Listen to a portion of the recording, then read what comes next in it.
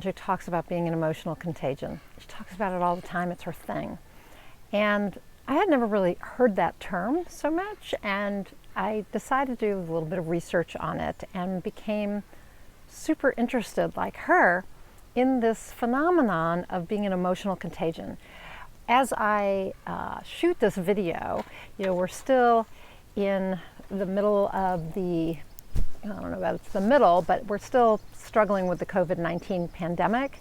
So we think about contagions as things like viruses, right, that we can somehow contain, or we hope to contain. And an emotional contagion is very similar because we each are that. We each are an emotional contagion, and we can get these emotional viruses from other people as well, and they affect us. So like I said, I did a little bit of research, and there were some psychologists all the way back in 1993 who came up with this term, emotional contagion, and they defined it as the tendency to automatically mimic and synchronize expressions, vocalizations, postures, and movements with those of another person's, and consequently to converge emotionally. Okay, so we mimic other people's emotions and how those are expressed, whether it's vocally or by posture or movements or whatever. And there's a two-step process to this, they say. First, we imitate them. So there's that mimicking part. We imitate people. So if someone smiles, you smile back.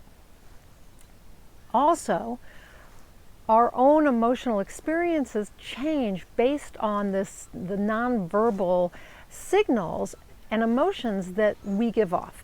So smiling makes us feel happier, and frowning makes us feel worse. And it's the same with the people we're around, right? So they're going to feel better if we smile and worse if we frown. So mimicry is a big part of this, of how emotions move from person to person. We mimic what we see and what we feel. I was really struck by this because I've always wondered why when my husband gets angry, I get angry. Now, I don't like anger. I see it as a negative emotion. I mean, there are times when it's appropriate to feel angry, but very often I respond in the same way that I don't like when my husband's angry. So I mimic that. So his anger infects me.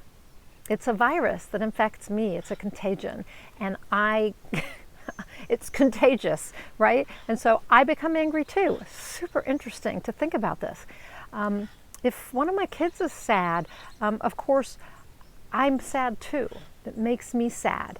Of course, empathy is part of that, right? So we're empathetic to other people, and so we feel what they feel. And that's part of how these emotional contagions, these emotional viruses spread, right? Is through the fact that we feel empathy for others.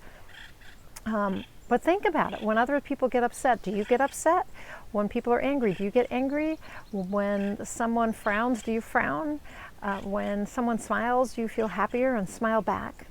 If someone is loving and demonstrates warmth, do you mimic that? Right? So think about that. Super important. Now, the biggest part of this for me is that I think we're all at choice. We have a choice how we feel and what kind of a contagion we are. We can choose to be a negative contagion, or we can choose to be a positive contagion. So which will you be? And how does that choice affect you? How you feel? Because not only are you a contagion in terms of infecting other people with whatever emotion you bring to a situation, but it's affecting you as well. We know that when we smile, we change our biology and we feel better. So are you going to smile and help others feel better and feel better at the same time? Or are you going to frown and make others feel worse and you feel worse at the same time? It's a choice. Do you want to be upset and stressed and angry all the time?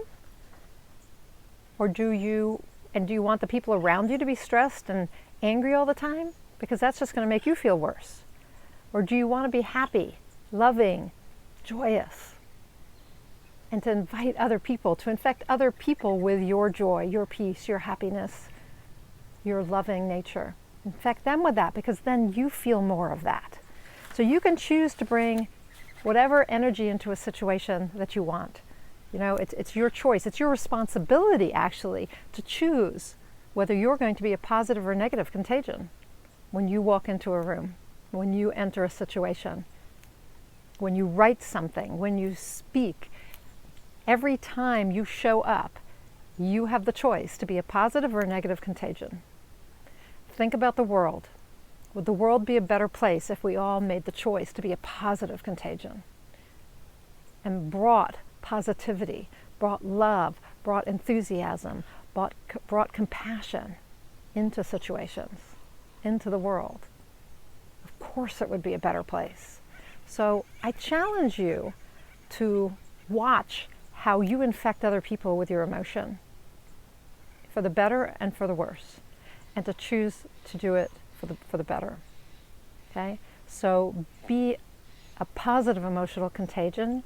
Don't add to the discord in the world by being the kind of virus that wreaks havoc and spreads like a pandemic. Instead, be a positive emotional contagion, so that what you bring spreads in a positive way.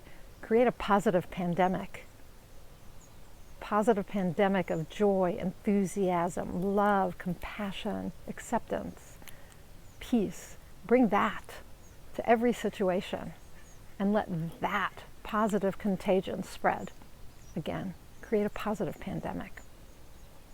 So what are you going to choose? Will you be a negative or a positive emotional contagion? I hope you choose to be a positive one. I'm Nina Amir. I'm the Inspiration to Creation coach. I'm a certified high performance coach, an inspired results coach, a law of attraction coach. I'm all kinds of coaches.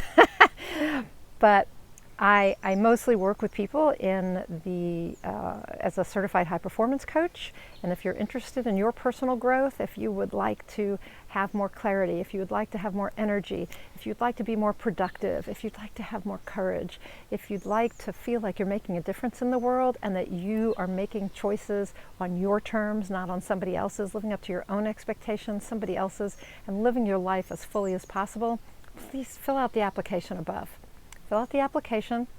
It's at the bottom of the page, and submit that to me, and then get on my calendar for a 90-minute breakthrough strategy session. And we will spend 90 minutes together giving you some new strategies, some tips on how to develop new habits, some tools you can use immediately to make a difference in your life. And I promise you're going to walk away with some big insights. I promise. So join me on a free strategy call. If you're interested in personal and spiritual growth, of course I deal with that during my high performance coaching sessions with you.